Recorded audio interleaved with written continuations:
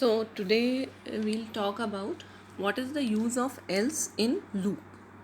As we all know कि else को हमने if statement के साथ यूज़ किया है. if statement के साथ जो आपने condition दिया है, अगर वो condition false है तो whatever statements you want to run वो हम किस में लिखेंगे, else के अंदर.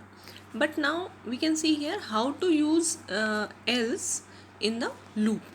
So when we have to use else in the loop, just see this example, then we'll get the thing. तो पहला स्टेटमेंट है print hello world just to get the information for I in range 1,10. That means हमने एक loop चलाया है जो start हो रहा है 1 से एंड हो रहा है 10 मतलब 9 के ऊपर, और जो इंक्रीमेंट है आपका वो 1 से 1 का इंक्रीमेंट हो रहा है. इस लूप के अंदर आए हमने एक स्टेटमेंट लिखा है if I mod 3 double equal to 0. That means अगर आपका जो नंबर है आई वो 3 से डिविजिबल है, दैट मीन्स वो 3 से अगर हम डिवाइड करते हैं और रिमाइंडर 0 आता है तो प्रिंट कीजिए आउट और ब्रेक दैट मीन्स लूप के बाहर आ जाए.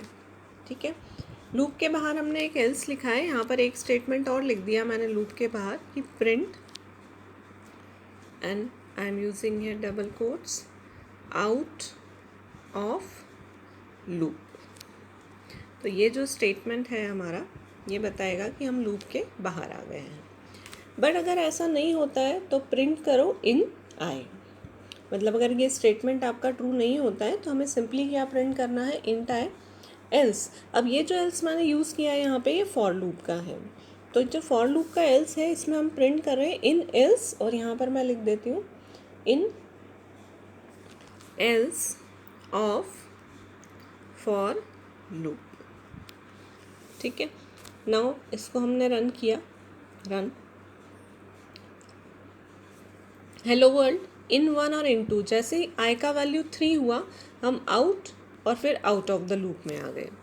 तो अब आप यहाँ पर देखेंगे, हम फिर से कोड पे चलते हैं कि 1 इन 2 आ गया, फिर उसमें आउटपुट आपका आया आउट, क्योंकि आई का वैल्यू 3 हुआ तो प्रिंट आउट किया, ब्रेक हो गया और आउट ऑफ द लूप आ गया. अब यहाँ पर एल्स आपका वर्क नहीं कर रहा है, राइट.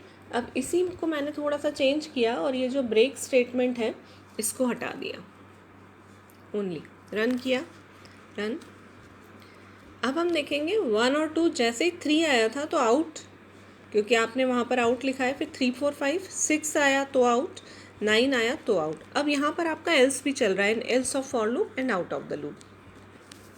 तो हम इसके एग्जाम्पल से क्या समझ में आया कि जो एल्स आपका स्टेटमेंट है किसी लूप का, ये तभी वर्क करता है जब लूप पूरा कंप्लीट होके फिर हम लूप से कंट्रोल जो है वो बाहर आता है.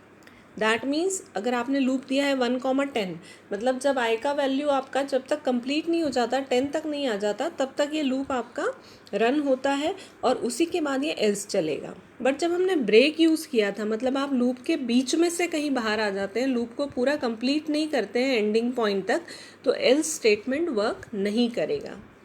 Again I am repeating, if अगर आपने लूप को पूरा कंप्लीट किया है स्टार्टिंग पॉइंट से लेकर एंडिंग पॉइंट तक, तो यहाँ पर जो है एल्स स्टेटमेंट वर्क करेगा.